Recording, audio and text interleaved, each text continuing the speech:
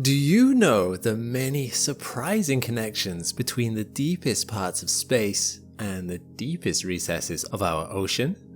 Both are cold, dark places where humans cannot breathe and where the pressure alone is enough to kill you.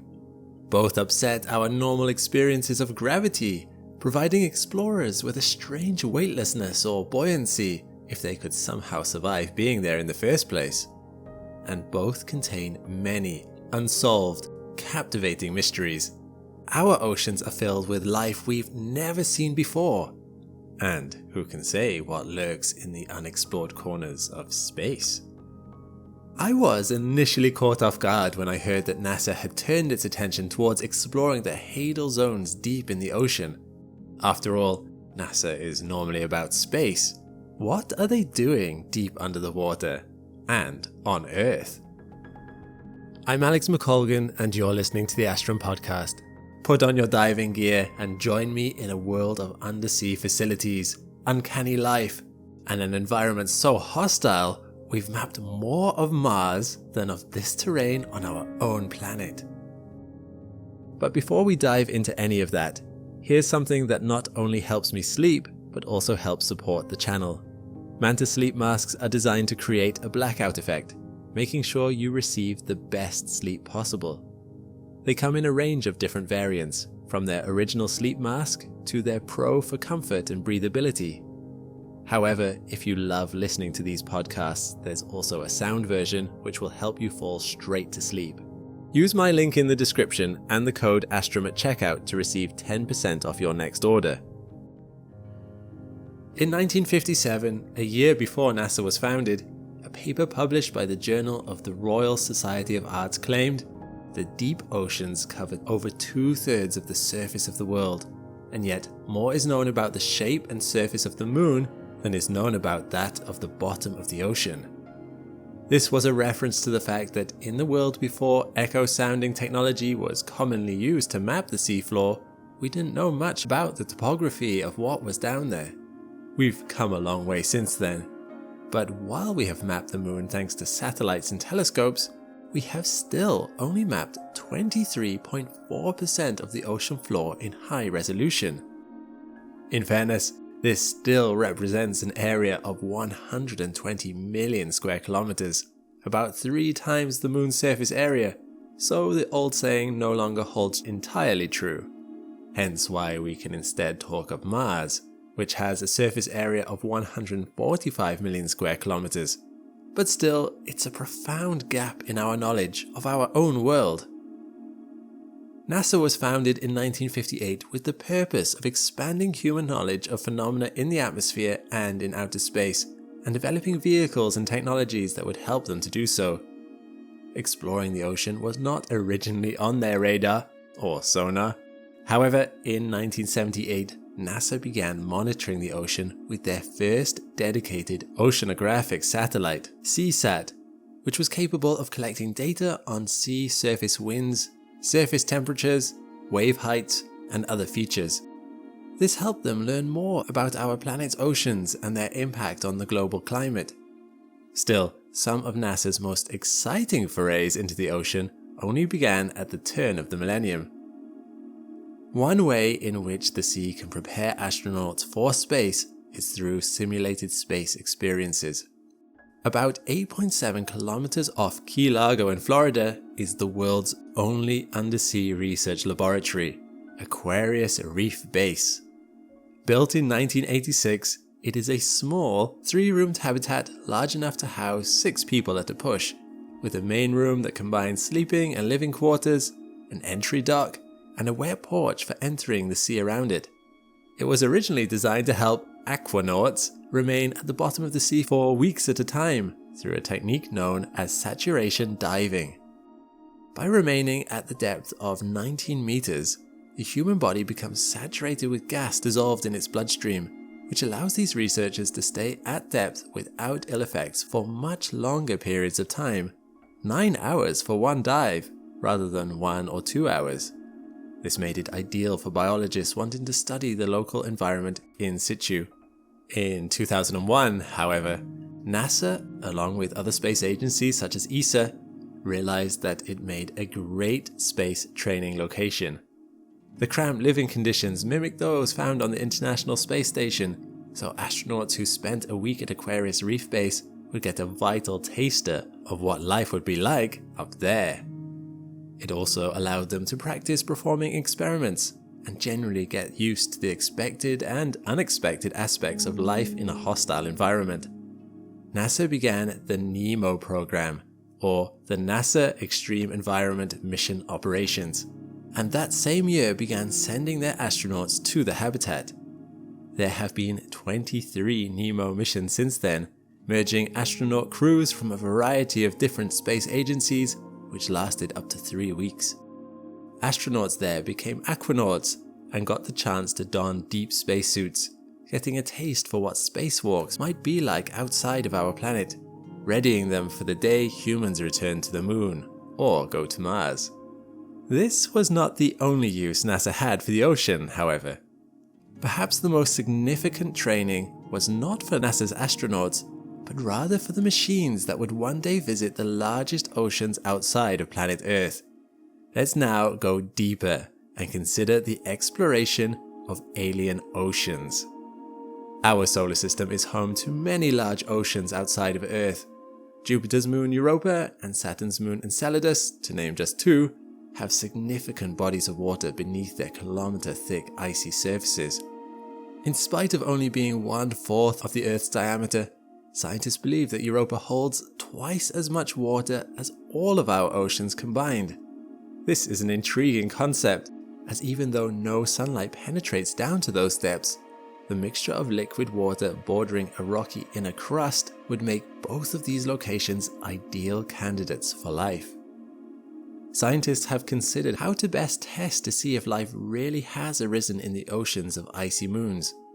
In 2024, NASA will launch the Europa Clipper, with the mission to fly by the moon Europa and scan it to learn more about the depth of its icy shell, to try to determine the composition of its oceans and generally get a better picture of the moon as a whole. However, Europa Clipper will only be laying the groundwork for future missions, which one day might see cryobots melting through the 10-kilometer thick icy shell of Europa using nuclear-powered radiators to penetrate its oceans and see firsthand what lies below. Once down there, no radio signal will be able to reach them easily. Messages will be relayed via a vast cable brought down through the ice along with the cryobot. This means that such cryobots will need to be able to autonomously descend a further 100 to 200 kilometers to explore the dark, chilling, and highly pressurized environment they're likely to find, to see what alien life might swim in those waters.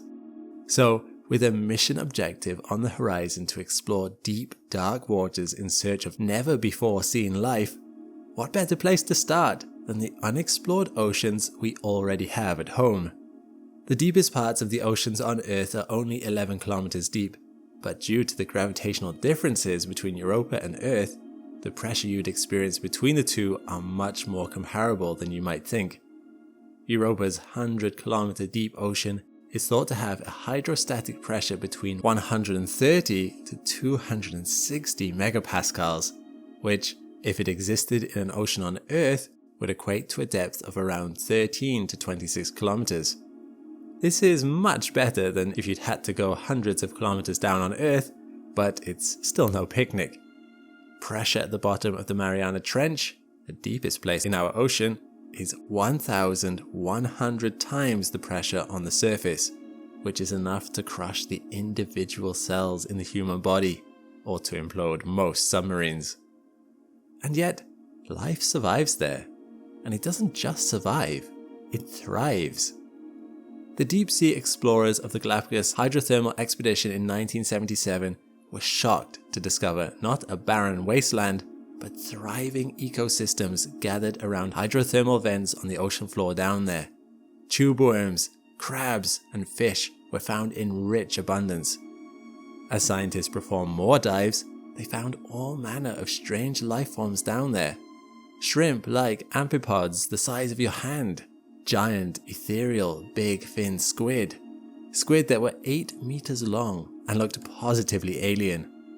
In the depths between 6,000 and 11,000 kilometers, in an area known as the Hadal Zone, named after the god of the underworld, Hades, life had learned to adapt to conditions in ways no one could have imagined possible. And this incredible adaptability gives scientists a better understanding of what might be possible on other worlds.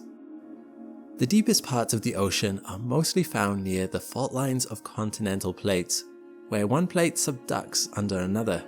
These deep trenches create a unique V-shaped environment that channels organic debris from above down into a sludgy pool. Whenever a carcass falls down there, the organisms in the Hadal Zone are somehow able to quickly detect it and arrive within minutes. Other organisms rely on nutrient-rich liquids pumped out of thermal vents.